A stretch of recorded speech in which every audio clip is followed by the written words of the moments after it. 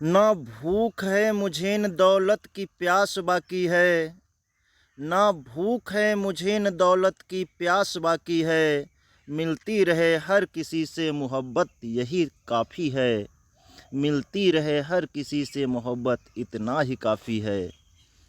मंजिलों से अपनी कभी दूर मत जाना, रास्तों की परेशानियों से टूट मत जाना, जब भी ज़रूरत हो ज़िंदगी में अपनों की, जब भी ज़रूरत हो ज़िंदगी में अपनों की, ए दोस्त हम तेरे अपने हैं, ये भूल मत जाना, ये भूल मत जाना। नमस्कार दोस्तों, स्वागत है आपका अपने यूट्यूब चैनल आज़ाद बीएस क्लासेज पर। जैसा कि आप लोगों का प्रेम और स्नेह निरंतर हमें मिल रहा है, इसके लिए हम आपको आभार व्यक्त करते हैं। और आज हम अपने इस वीडियो में एक्टिव एंड पैसिव का इंट्रागेटिव सेंटेंस, इसका फुल कॉन्सेप्ट और इसकी जो ट्रिक होती है, यानी कि जो रूल्स होते हैं, नियम होते हैं, वो हम आपको समझाएंगे। और उसके पहले शिक्षा शिक्षा वह शेरनी का दूध है जो जितना पिएगा वह उतना दहाड़ेगा। आप लोगों का आभार है कि आप अपने इस परिवार को अच्छी तरीके से मंजिल की ओर, ग्रोथिंग की ओर निरंतर आप इसको बढ़ा रहे हैं। धन्यवाद। अब आते हैं अपने कॉन्सेप्ट पे, active and passive. Interrogative sentence. Interrogative sentence का मतलब होता है प्रश्नवाचक। इंट्रागेटिव का मतलब होता है प्रश्नवाचक। जो प्रश्नवाचक हमारे पास में सेंटेंस होते हैं, और उन सेंटेंसों में एक कॉमन चीज़ हमें मिलने को देखने को मिलती है, जो कि ये मार्क ऑफ इंट्रागेटिव। ये चिन्ह आपको मालूम होना चाहिए। अगर आपने इस चिन्ह को पहचान लिया, क्योंकि इसी चिन्ह से हमें ज्ञात हो जाता है कि ये सेंटेंस जो है वो इंट्रागेटिव का है। तो एक्टिव का मतलब हमने बताया था कि टेंस होता है, और पैसिव इसको जब हम बनाते हैं तो पैसिव एक हमारे पास में साधारणकृत वाक्य को हम कर्मवाच्य में बदल देते हैं। तो इंट्रागेटिव, जैसा कि हम आपको बता रहे हैं, आपको देखते ही ये सेंटेंस कंप्लीट हो जाएगा कि इसको किस तरीके से हमें बनाना है। हेल्पिंग वर्ब के साथ में इसे हम बनाते हैं। मॉडल वर्ब्स होती हैं, तो मॉडल वर्ब्स के बाद में साथ में हम बनाते हैं। एक हमारे पास में दो प्रकार से कॉन्सेप्ट में हम आपको बताएंगे, जिनमें से हेल्पिंग वर्ब, और हेल्पिंग वर्ब के साथ में हमारे पास में जो WH फैमिली होती है, अर्थात क्वेश्चन वर्ड जो होते हैं, जैसे वाट होता है, व्हाई होता है, हु होता है, वेयर होता है, विच होता है। तो ये एक परिवार होता है इसका, WH फैमिली का। और एक होता है हेल्पिंग वर्ब का। जैसे कि टेंस में हम हेल्पिंग वर्ब पढ़ते थे, जैसे do, does, is, are, am, was, were, has, have, had, will, shall. इस प्रकार से ये हेल्पिंग वर्ब हम पढ़ते हैं। मॉडल वर्ब वो वर्ब होती है, जैसे जैसे हम देखते हैं तो मॉडल वर्ब में कैन होता है, मे होता है, माइट होता है। तो इस तरीके से ये हमारे पास में मॉडल वर्ब होती हैं। माइट होता है, शुड होता है, वुड होता है, ये मॉडल वर्ब में आ जाती हैं। तो इसे आज हम पढ़ेंगे हेल्पिंग वर्ब को, यानी कि हेल्पिंग वर्ब की सहायता से एक्टिव को पैसिव हम कैसे बनाते हैं। तो इसमें भी देखिए लास्ट में जो होगा प्रश्नवाचक चिन्ह जरूर लगा होगा, इतना आप ध्यान रखिए। तो यहाँ पर हम सेंटेंस को अग्रिम पढ़ते हैं, और उसके पहले हम देखते हैं प्रेजेंट को, यानी कि जो हमारे पास में प्रेजेंट है, प्रेजेंट इंडेफिनिट। प्रेजेंट इंडेफिनिट को जैसे ही हम देखेंगे तो यहाँ पर हमें देखने को मिलता है जो हेल्पिंग वर्ब होती है, इसका स्ट्रक्चर आपको हम बता दे रहे हैं। और उस स्ट्रक्चर में यहाँ पर देखोगे जो एक्टिव वॉइस हमारे पास में होगा तो क्वेश्चन वर्ड होगा या हेल्पिंग वर्ब होगी। उसके बाद में ड्योर होगा। ड्योर का मतलब होता है कर्ता। ड्योर का मतलब कर्ता होता है, जिसे आप सब्जेक्ट कहते हो। तो ये होता है कर्ता। और उसके बाद में मेन वर्ब होगी, उसके बाद में ऑब्जेक्ट होगा, और ये देखिए क्वेश्चन वर्ड लगा हुआ है। पैसिव में जो हम बनाते हैं तो क्वेश्चन वर्ड जो हेल्पिंग वर्ब होता है कर्ता के अनुसार लिख लेते हैं और उसके बाद में प्रीपोजिशन बाई लगा देते हैं, मेन वर्ब की थर्ड फॉर्म लगाते हैं, उसके प्रीपोजिशन जोड़ करके बाई के बाद में ड्योर लगा देते हैं और फिर क्वेश्चन वर्ड लिख देते हैं। तो प्रेजेंट इंडेफिनिट को हम समझते हैं। प्रेजेंट इंडेफिनिट में हमारे पास में जो स्ट्रक्चर होता है सबसे पहले हेल्पिंग वर्ब होगी। अब हेल्पिंग वर्ब जो होगी ये कर्ता के अनुसार होगी। अगर सिंगुलर नंबर है, समझ लीजिए, अगर सिंगुलर नंबर है तो यहाँ पे डज लगेगा और अगर यहाँ पे प्लूरल है तो यहाँ पे डू आपको देखने को मिलेगा। ये एक्टिव वॉइस में आपको देखने को मिलेगा। एक्टिव वॉइस में कर्ता के अनुसार, अगर कर्ता आपका एक वचन है तो डज लगेगा, अगर बहुवचन है तो डू लगेगा। एक्टिव वॉइस में ये पहचान होती है। अगर आपको टेंस नहीं आते हैं तो आप इसकी पहचान स्ट्रक्चर एक एक करके चाहे इसका स्क्रीनशॉट लेते जाइए और या अपनी नोट्स बुक पे लिखते जाइए। तो यहाँ पे अगर सिंगुलर नंबर है तो सिंगुलर नंबर क्या होता है, जैसे किसी का नाम, किसी का भी नाम है वो सिंगुलर रहेगा। फिर ही, सी, इट, ये सिंगुलर होते हैं, ये सिंगुलर होते हैं। या फिर कोई नाम। और प्लूरल में देखते हैं तो प्लूरल में आई होता है, वी होता है, यू होता है, दे होता है और या फिर कई नाम, जैसे बॉय सिंगुलर है, बॉयज प्लूरल हो गया। तो प्लूरल में हम डू देखने को मिलेगा हमारे एक्टिव में और सिंगुलर में डज। लेकिन यहीं पर अगर हम देखते हैं जब इसकी पैसिव बनाते हैं तो पैसिव में हमें देखने को क्या मिलता है, यहाँ पे हम पैसिव वॉइस में कर्ता के अनुसार हेल्पिंग वर्ब इज, आर और एम का प्रयोग करते हैं। कर्ता के अनुसार करते हैं। अगर आई है तो एम लगाएंगे और अगर बहुवचन है तो आर लगाएंगे और अगर एक वचन है तो इज लगाएंगे। अब जैसे हम एग्जाम्पल की तरीके से समझते हैं तो do you want this book, देखिए यहाँ पे यू आया है तो इसलिए हेल्पिंग वर्ब क्या है, डू है।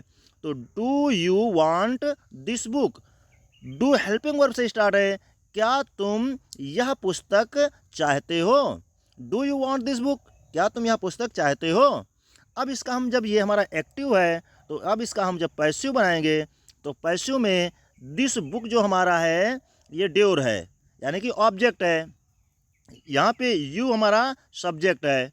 तो यहाँ पर हमने कहा था कि सब्जेक्ट को ऑब्जेक्ट और ऑब्जेक्ट को सब्जेक्ट बनाएंगे। तो यहाँ पर हम देखेंगे ऑब्जेक्ट हमारा यहाँ पर जो है दिस बुक है, तो दिस बुक जो है वो एक वचन है, इसलिए यहाँ पे हम हेल्पिंग वर्ब इज लगाएंगे। तो इज दिस बुक, अब वर्ब की थर्ड फॉर्म लगाएंगे तो वांट की थर्ड फॉर्म क्या होती है, वांटेड, वांटेड लगा देंगे, प्रीपोजिशन बाई लगा देंगे और आगे जो इधर सब्जेक्ट था इधर क्या बन जाएगा, ऑब्जेक्ट बन जाएगा और उसके बाद में हम प्रश्नवाचक चिन्ह लगा देंगे। इस तरीके से हमारा ये कंप्लीट हो जाएगा। सेंटेंस को आसानी के साथ में बना लेंगे। ऐसे ही अगर हम दूसरा सेंटेंस देखते हैं, जैसे हमने अगर यहाँ पे लिखा डज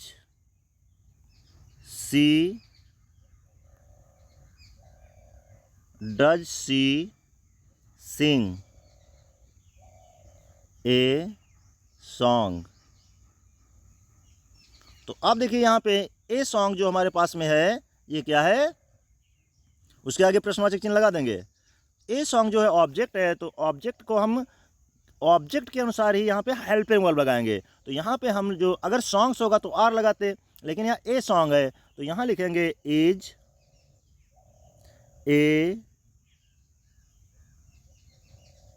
ए सॉन्ग संग, थर्ड फॉर्म लगाएंगे सिंग की, संग, इज ए सॉन्ग संग बाई। अब यहाँ पे सी का क्या हो जाएगा, हर हो जाएगा, तो ये आपका पैसिव बन गया। तो इस तरीके से जितने भी होंगे, अदर वर्ड होगा तो अदर वर्ड को हम आगे लिख देंगे, कोई दिक्कत नहीं होगी। जैसे इन द हाउस है, इन द हाउस को आगे कर देंगे, इन द स्कूल है, इन द स्कूल आगे कर देंगे, ये अदर वर्ड में आ जाते हैं। इसके बाद में हम देखते हैं प्रेजेंट कॉन्टिन्यूअस टेंस। तो प्रेजेंट कॉन्टिन्यूअस का जो स्ट्रक्चर है वो भी यहाँ पर सेम स्ट्रक्चर होता है, केवल हेल्पिंग वर्ब चेंज होती हैं। तो हेल्पिंग वर्ब को अगर हम देखते हैं तो यहाँ पर प्रेजेंट कॉन्टिन्यूअस के एक्टिव में जो हेल्पिंग वर्ब होती है टेंस में वो होती है कर्ता के अनुसार इज, आर और एम, ये एक्टिव वॉइस में होती है। लेकिन हम पैसिव वॉइस में जो हेल्पिंग वर्ब लगाएंगे इसी के अनुसार सब हेल्पिंग वर्ब और उसके बाद में सब्जेक्ट लिखेंगे और उसके बाद में हम बीइंग जोड़ देंगे आगे। जब बीइंग हम जोड़ देंगे तो ये हमारा प्रेजेंट कॉन्टिन्यूअस का पैसिव वॉइस बन जाएगा।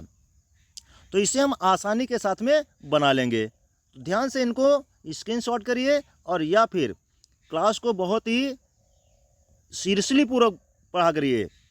जब देखोगे यहाँ पे इस सेंटेंस को हम लेते हैं, आगे भी आपको ये पढ़ने को हमेशा जब तक इंग्लिश पढ़ोगे तुम्हारा पीछा नहीं छोड़ेंगे।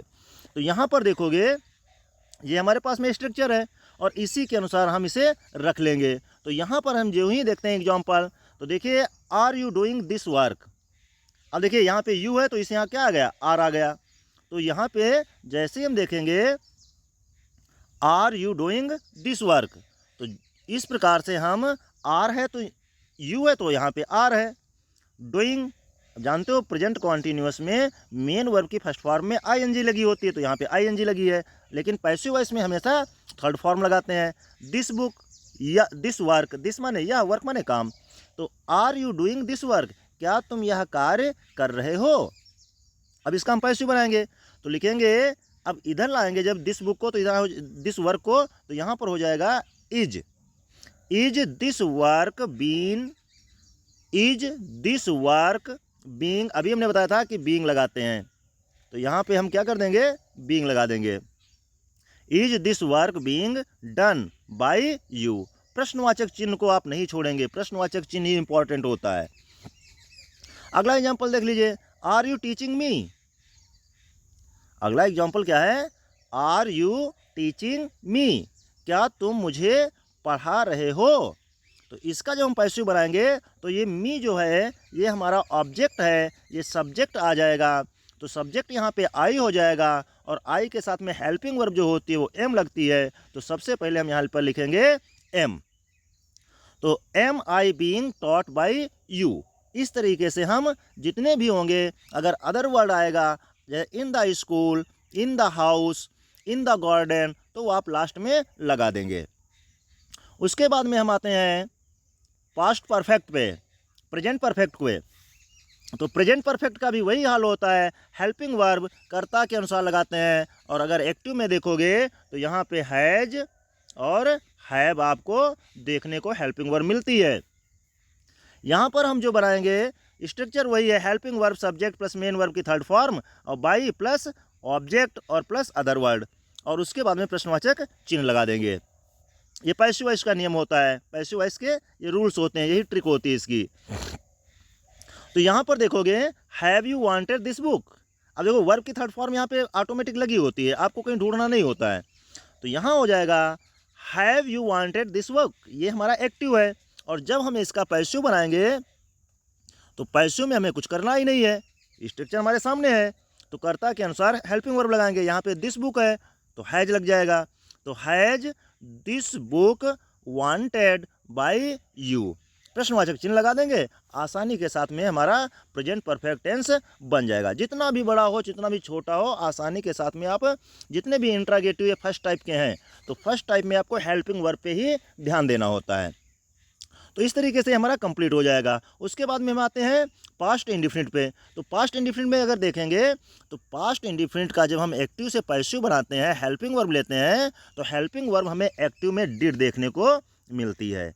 तो जो ही हम डिड देखेंगे तो वहाँ पर जब पैसिव बनाएंगे तो पैसिव में हमें आसानी के साथ में ये करना होता है कि हम कर्ता के अनुसार वाज और या फिर वर का प्रयोग कर दें, यानी कि क्या करेंगे, वाज या वर। तो यहाँ पर देखिए helping verb plus subject plus main verb की third form by plus object plus other word और प्लस प्रश्नवाचक चिन्ह। तो आसानी के साथ में यहाँ पे देखिए did you want this book, देखिए डिड लगा है, did you want this book, क्या तुमने यह पुस्तक चाहिए। यहाँ पर वांट का मतलब होता है चाहना, क्या तुमने यह पुस्तक चाहा। तो यहाँ पर हो जाएगा was this book wanted by you, क्या यह पुस्तक तुम्हारे द्वारा चाही गई है। तो ये हो जाएगा। तो वाज यहाँ पे हेल्पिंग, देखो दिस बुक है तो वाज आ जाएगा, अगर यहाँ पे बुक्स होता तो यहाँ पर क्या हो जाता, वर हो जाता। इस तरीके से हम जितने भी हम एक्सरसाइज के कंप्लीट होंगे जितने भी सेंटेंस होंगे उन्हें हम कंप्लीट करते रहेंगे इसी रूल्स के द्वारा। तो अगला देखते हैं प्रेजेंट पास्ट कॉन्टिन्यूस को, क्योंकि प्रेजेंट हमारा हो चुका है तो पास्ट कॉन्टिन्यूस को हम देखेंगे। तो पास्ट कॉन्टिन्यूस में भी जो रूल्स होते हैं, helping verb, subject, main verb. अब हेल्पिंग वर्ब यहाँ पर क्या लगेगी, हेल्पिंग वर्ब जो हमारे पास में है, जानते हो पास्ट कॉन्टिन्यूस में वाज या फिर वर लगा होता है। क्या लगा होता है, वाज या फिर वर, और हम यहाँ पे बीइंग आगे लगा देंगे, यानी कि वाज बीइंग और या फिर वर बीइंग। ये हमारी पैसिव वॉइस में हेल्पिंग वर्ब लगी होती है। तो और सारा स्ट्रक्चर वही है, मेन वर्ब की थर्ड फॉर्म।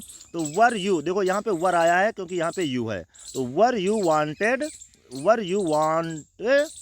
जैसे ही यहाँ पे हम देखेंगे तो देखिए यहाँ जो एग्जांपल में हम देख रहे हैं, तो जैसे ही हमने पास्ट कॉन्टिन्यूस को लिया तो पास्ट कॉन्टिन्यूस में समझ लिए मेन वर्ब की क्या होती है, थर्ड फॉर्म होती, मेन वर्ब की थर्ड फॉर्म लगाते हैं, लेकिन एक्टिव वॉइस में जो होती है आईएनजी फॉर्म होती है। तो यहाँ पर हो जाएगा wanting, were you wanting this book. तो जैसे ही हम यहाँ पे इसे लिखेंगे were you wanting this book, प्रश्नवाची चिन्ह लगा देंगे, और अगला हमारा जो इसका पैसिव हो जाएगा, तो पैसिव को हम आसानी के साथ में बना लेंगे।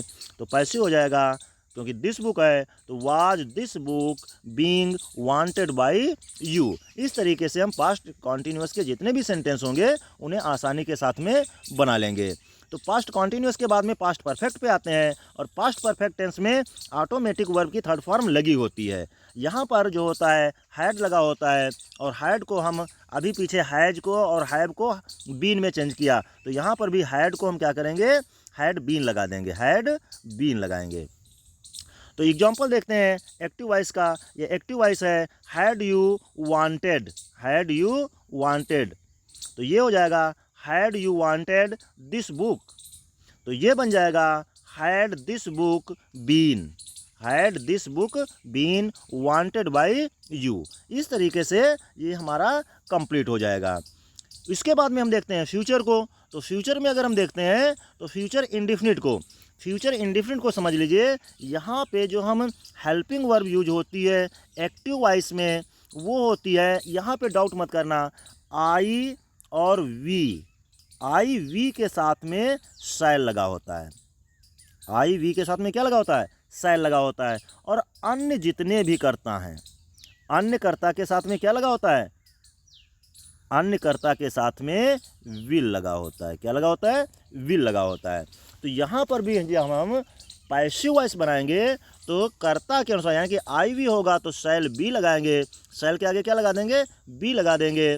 विल के आगे अगर अन्य कर्ता होगा तो विल के आगे हम बी लगा देंगे। तो इस तरीके से हमारा एक्टिव से पैसिव बन जाएगा। तो यहाँ पर हम देखेंगे, जब इसका स्ट्रक्चर देखेंगे तो स्ट्रक्चर में हमें यही देखने को मिलेगा, यानी कि जो हमारे पास में सेंटेंस होता है ड्योर होता है, ड्योर को पहले लिख लेंगे। अब जैसे यहाँ पे हमने जो रूल्स लिए और उस रूल्स में हमने देखा हेल्पिंग वर्ब, हेल्पिंग वर्ब हमारे पास में क्या है, विल है और या फिर शैल है। अब उसके बाद में हम ड्योर लिखेंगे, सब्जेक्ट लिखेंगे, और सब्जेक्ट के बाद में हम यहाँ पे बी लगाएंगे। क्या लगाएंगे, बी लगाएंगे। उसके बाद में मेन वर्ब की थर्ड फॉर्म लगाएंगे, बाय लगाएंगे, ऑब्जेक्ट लिखेंगे, फिर अदर वर्ड। इस तरीके से कंप्लीट हो जाएगा। अब एग्जांपल समझ लीजिए, will you want this book, will you want this book. तो जब हम इसका पैसिव बनाएंगे तो पैसिव में बन जाएगा विल। अब देखिए दिस बुक है, अगर यहाँ पे आई, दिस बुक की जगह पे आई होता तो यहाँ पे शैल हो जाता। तो will this book be wanted by you. इस तरीके से हमारा ये कंप्लीट हो जाएगा। जैसे यहाँ पे हम एक अदर सेंटेंस लिख रहे हैं, जैसे हमने लिखा shall I write a letter,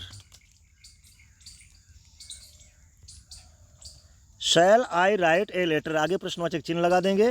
अब देखिए इसको हम जब पैसिव बनाएंगे तो पैसिव को यहाँ समझ लीजिए ए लेटर, देखो यहाँ पे शैल है, आई है इसलिए शैल है, यहाँ पे हम लाएंगे क्या, ऑब्जेक्ट, ऑब्जेक्ट यहाँ पे ए लेटर है, तो यहाँ पे हम ए लेटर को जब इधर लाएंगे तो यहाँ पे हो जाएगा विल।